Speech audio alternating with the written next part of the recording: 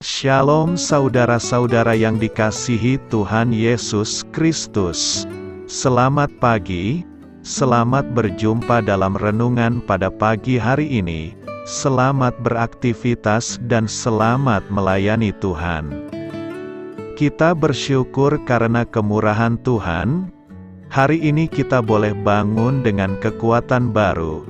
Semua karena anugerah Tuhan. Saat ini sebelum kita mendengarkan renungan firman Tuhan, marilah sama-sama kita berdoa. Bapa kami yang di sorga, Bapa dalam nama Tuhan Yesus Kristus, Tuhan dan Allah kami yang baik, kami bersyukur untuk berkat kemurahan-Mu, di sepanjang malam Tuhan sudah lindungi kami. Dan pagi ini kami boleh ada sebagaimana kami adanya. Semua karena berkat kemurahan Tuhan. Saat ini kami mau mendengarkan sabda firman-Mu. Jamah hati kami Tuhan, berikan pengertian yang baru, untuk kami memahami firman-Mu dan taat melakukan kehendak-Mu. Dalam nama Tuhan Yesus, kami berdoa. Haleluya. Amin. Sahabat suara kasih, ayat pembacaan Alkitab kita hari ini terambil dari Matius 16 ayat yang ke-21 sampai 28.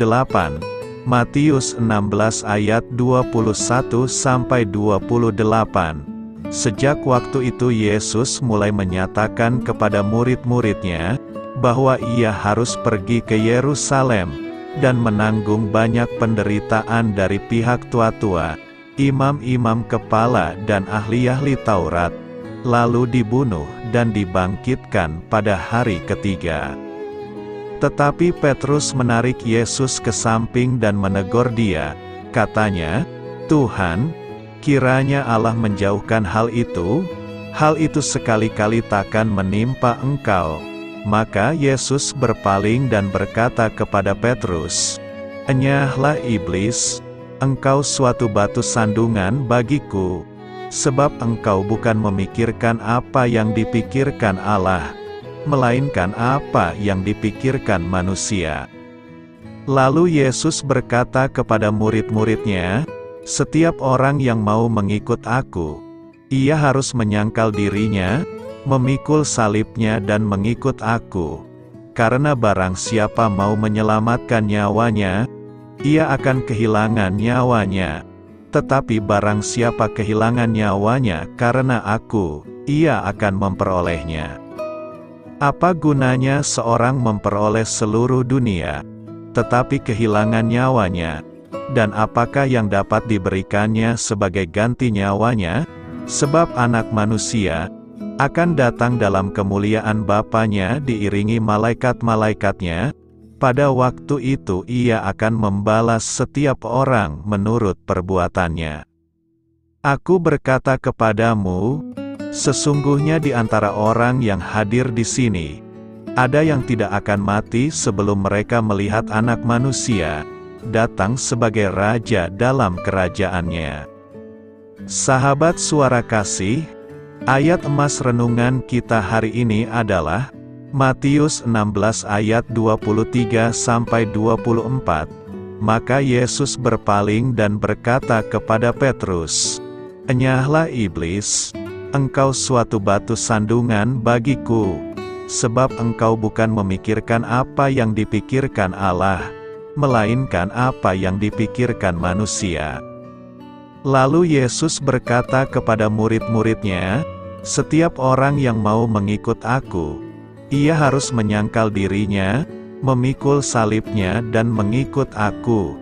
Judul renungan kita hari ini adalah "Biarkan Tuhan Memimpin Kita", ditulis oleh Claudia Jessica.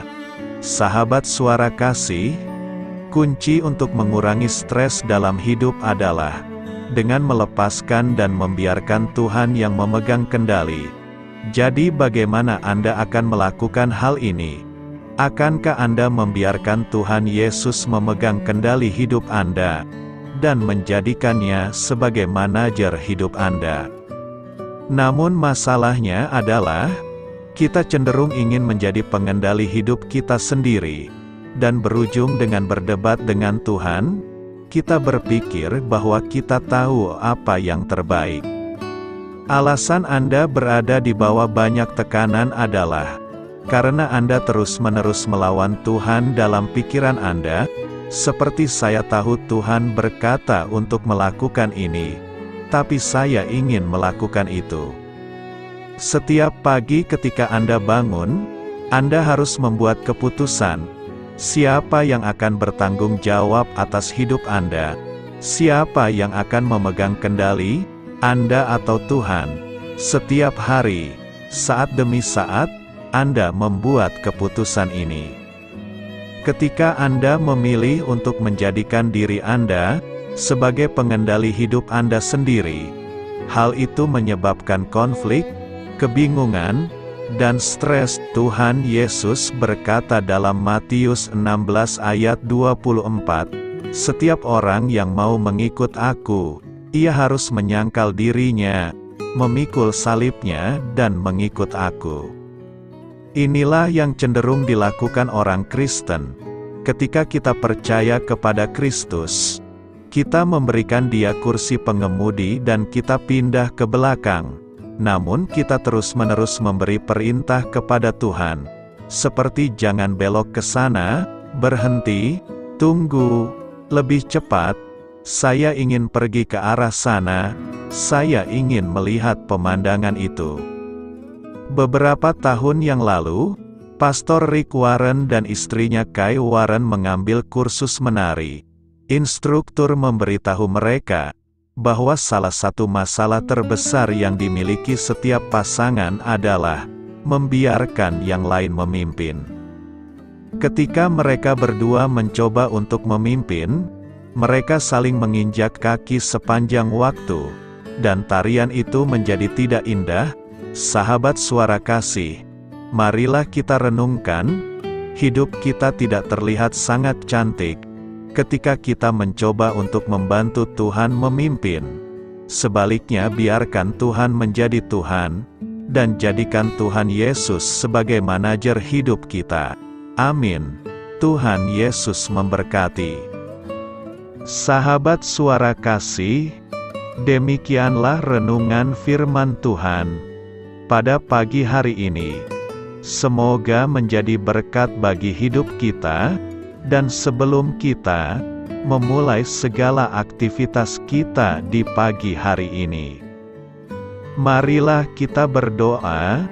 Bapa kami yang di sorga, Bapa, di dalam nama Tuhan Yesus Kristus, terima kasih Bapa, karena Engkau sudah menjadi Allah bagi kami. Kami juga bersyukur Bapa, untuk pertolongan-Mu, penyertaan-Mu, dan atas berkat-Mu di dalam kehidupan kami. Kami berbahagia dan bersyukur Bapa, untuk kebaikan-Mu di pagi hari ini. Tak berkesudahan kasih setia-Mu, tak habis-habisnya rahmat-Mu, selalu baru setiap pagi, besar kesetiaan-Mu di dalam hidup kami. Terima kasih untuk firman-Mu. Pada pagi hari ini ya Bapa, kami mau belajar dan terus belajar tentang firman-Mu. Firman-Mu yang menguatkan dan meneguhkan iman percaya kami. Firman-Mu yang mengubahkan kehidupan kami. Kami mau berjalan bersama dengan Engkau di sepanjang kehidupan kami Bapa, agar kami tidak tersesat di dalam dunia ini. Terima kasih Bapa, buat kesempatan dan nafas kehidupan yang masih Engkau berikan.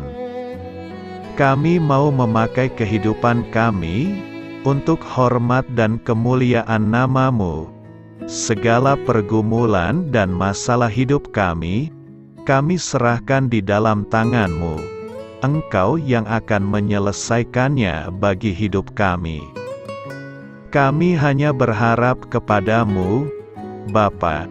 Hamba berdoa untuk saudara-saudara kami, yang sudah mendengarkan renungan firman-Mu pada pagi hari ini. yang saat ini sedang mengalami sakit penyakit, pergumulan, masalah, kebutuhan ekonomi. Kiranya Engkau yang jamah, sembuhkan dan pulihkan.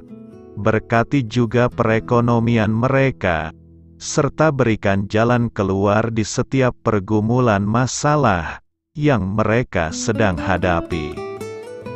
Dan ajarlah kami Bapa, untuk selalu berharap dan percaya sepenuhnya kepada Tuhan Yesus. Kiranya Engkau yang terus memberkati kehidupan kami, keluarga kami, dan sanak saudara kami, daerah tempat tinggal kami, bangsa dan negara kami, pemerintah-pemerintah kami. Biarlah semuanya dalam perlindungan-Mu Bapa, dan jadilah sesuai dengan kehendak-Mu yang terbaik di dalam kehidupan kami. Dan pada pagi hari ini ya Bapa, kami mau berterima kasih buat perlindungan-Mu di sepanjang malam yang telah kami lewati. Pagi hari ini, kami akan memulai aktivitas kami sebagaimana mestinya. Kami yakin dan percaya, perlindungan-Mu tetap ada di dalam hidup kami, dan juga di sepanjang hari yang akan kami lewati ini. Terima kasih Bapa. Inilah yang menjadi doa dan permohonan kami. Dalam nama Tuhan Yesus Kristus, kami berdoa. Amin.